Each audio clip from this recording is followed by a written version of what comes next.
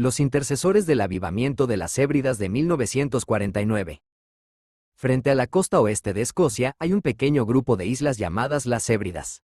Entre 1949 y 1952, un avivamiento generalizado se extendió por estas islas en respuesta a las oraciones del pueblo de Dios. El evangelista Duncan Campbell fue instrumental en este avivamiento.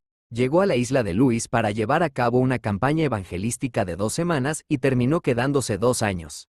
Los siguientes relatos son testimonios del poder de la oración intercesora durante este poderoso movimiento de Dios. Peggy y Christine Smith oraron una promesa. En una pequeña cabaña al costado del camino en el pueblo de Barbas vivían 2 mujeres mayores, Peggy y Christine Smith. Tenían 84 y 82 años.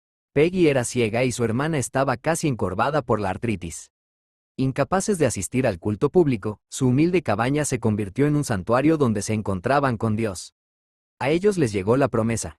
Yo derramaré agua sobre el sequedal, y ríos sobre la tierra árida, suplicaban día y noche en oración. Una noche, Peggy tuvo una revelación. El avivamiento estaba por llegar y la iglesia de sus padres volvería a estar llena de jóvenes. Mandó llamar al ministro, el reverendo James Murray Mackay, y le contó lo que Dios le había mostrado, pidiéndole que convocara a sus ancianos y diáconos para momentos especiales de espera en Dios. En el mismo distrito, un grupo de hombres que oraban en un granero experimentaron un anticipo de la bendición venidera.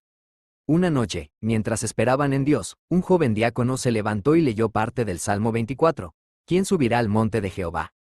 ¿Y quién estará en su lugar santo? El limpio de manos y puro de corazón, el que no ha elevado su alma a la vanidad, ni jurado con engaño. Ese recibirá bendición de Jehová. Dirigiéndose a los demás, dijo: hermanos, me parece una tontería esperar y orar como lo hacemos, si nosotros mismos no estamos en la debida relación con Dios. Luego, levantando las manos hacia el cielo, exclamó: oh Dios, están limpias mis manos. ¿Es puro mi corazón? No pudo continuar, sino que cayó postrado al suelo. Una conciencia de Dios llenó el granero y una corriente de poder sobrenatural se desató en sus vidas. Habían entrado en una nueva esfera de realización de Dios, creyendo implícitamente en la promesa del avivamiento. Pero antes de dejar a Peggy y a su hermana, debemos contar otra historia que ilustra aún más la santa intimidad de esta mujer con su Señor. Cuando el movimiento estaba en su apogeo, Peggy mandó llamar a Duncan y le pidió que fuera a un pequeño pueblo aislado para celebrar una reunión. La gente de ese pueblo no estaba a favor del avivamiento y ya había dejado clara su política de no involucrarse. Duncan le explicó la situación a Peggy y le dijo que dudaba de la sabiduría de su pedido. Además, añadió: no tengo indicaciones para ir a ese lugar. Ella se volvió en dirección a su voz, sus ojos ciegos parecieron penetrar su alma. Señor Campbell, si usted viviera tan cerca de Dios como debería, Él también le revelaría sus secretos. Duncan se sintió como un subordinado al que reprendían por desafiar a su general. Aceptó humildemente la reprimenda como si viniera del Señor y preguntó si él y el señor Mackay podían pasar la mañana en oración con ellos. Ella estuvo de acuerdo, y más tarde, cuando se arrodillaron juntos en la cabaña, Peggy oró: Señor, ¿recuerdas lo que me dijiste esta mañana? Que en este pueblo vas a salvar a 7 hombres que se convertirán en pilares de la iglesia de mis padres. Señor, le he dado tu mensaje al señor Campbell y parece que no está preparado para recibirlo. Oh Señor, dale sabiduría, porque la necesita desesperadamente. Está bien, Peggy, iré al pueblo, dijo Duncan cuando terminaron de orar. Ella respondió: más te vale. Y Dios te dará una congregación. Al llegar al pueblo a las 7 en punto, encontraron un gran bungalow lleno hasta los topes con muchas personas reunidas afuera. Duncan dio su texto. Dios, habiendo pasado por alto los tiempos de esta ignorancia, ahora manda a todos los hombres en todo lugar que se arrepientan. Cuando terminó de predicar, un ministro lo llamó al final de la casa para hablar nuevamente a varias personas que estaban de luto por sus pecados, entre ellos, los 7 hombres de Peggy. Juan, él desafió a Dios en oración. En otras partes de la isla se estaba levantando oposición al avivamiento. Se dedicó una noche a esperar en Dios en la casa de un anciano. Alrededor de la medianoche, Duncan se volvió hacia el herrero local. John, siento que ha llegado el momento de que ores.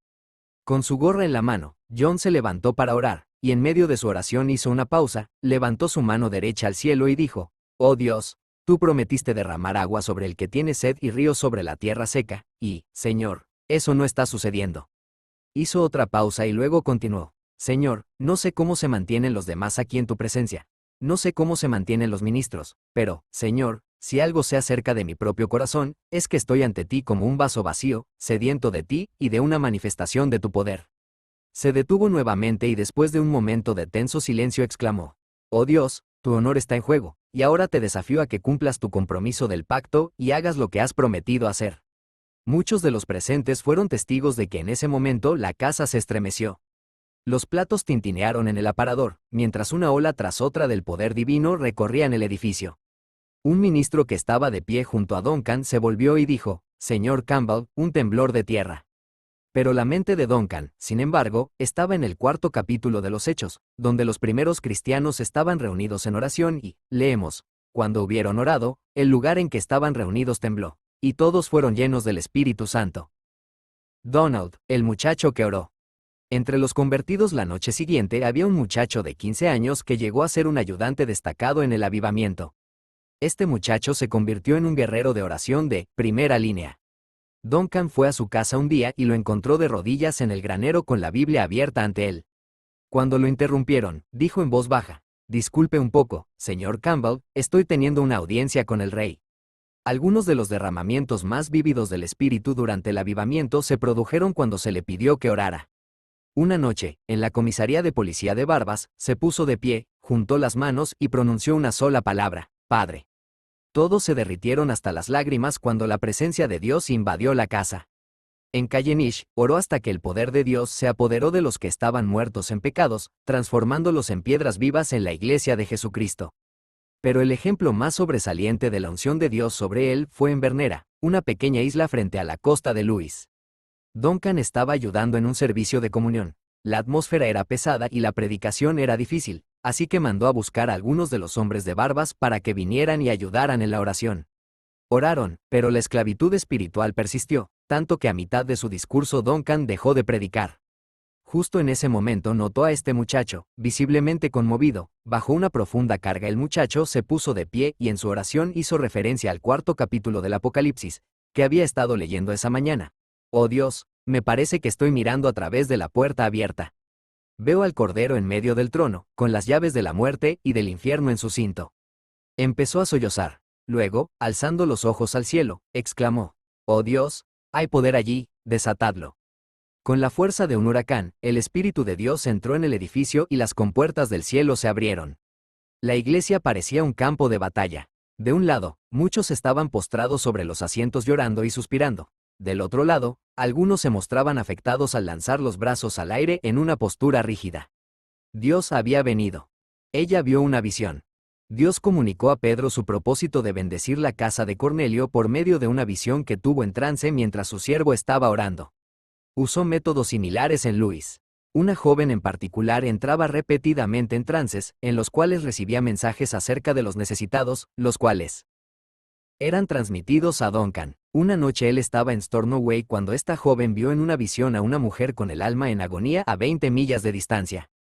Duncan fue informado de que debía ir a verla, y sin pensar en su propio descanso o seguridad, se dirigió en motocicleta al pueblo y lo encontró exactamente como le habían dicho. La palabra que habló trajo liberación y presentó a la atribulada mujer al Salvador. Ningún mensaje dado por esta joven a través de sus visiones en trance resultó falso.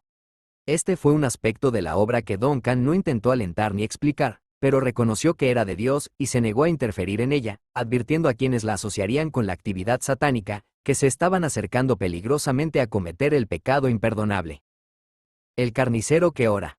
Duncan nunca se iba de la isla sin visitar a los hombres de oración, que habían significado tanto para él en el avivamiento y con quienes tenía tanta afinidad de espíritu. Se maravilló de su discernimiento y visión mundial en esta isla tan al noroeste. Fue a ver a uno de ellos y llegó a la casa para oírlo en el granero orando por Grecia. No podía entender qué interés podía tener un carnicero de Lewis en Grecia. ¿Cómo llegó a orar por Grecia hoy?, le preguntó más tarde. ¿Sabe dónde queda Grecia? No, señor Campbell, pero Dios lo sabe, y me dijo esta mañana que orara por Grecia. 2 años más tarde, Duncan conoció a un hombre en Dublín que le contó la siguiente historia. Había ido a Grecia en un viaje de negocios y le pidieron que hablara ante una asamblea de cristianos. El Espíritu de Dios obró tan poderosamente que continuó predicando durante unas semanas y llamó por teléfono a su hermano en Irlanda con instrucciones de que se ocupara del negocio hasta que regresara. Duncan comparó las fechas y descubrió que el movimiento en Grecia comenzó el mismo día en que el carnicero estaba orando en Bravas. El precio por el avivamiento enviado desde el cielo nunca ha cambiado. Antes de que las inundaciones de la convicción del Espíritu Santo pudieran barrer las Islas Hébridas, hombres fuertes fueron quebrantados delante de Dios, sufriendo dolores de parto en la oración durante las largas horas de la noche durante meses. Para hacer esto, a pesar de las exigencias del hogar y el trabajo, estos hombres tuvieron que hacer tiempo para esperar delante de Dios. Este es quizás el mayor problema que nos acosa hoy. Tenemos todos los lujos modernos de la vida para hacer el trabajo más fácil y, sin embargo, no podemos hacer tiempo para orar. ¡Qué trágica paradoja! El Dr. Wilbur Smith expresó muy acertadamente el asunto cuando dijo: nunca tengo tiempo para orar, siempre tengo que hacerlo.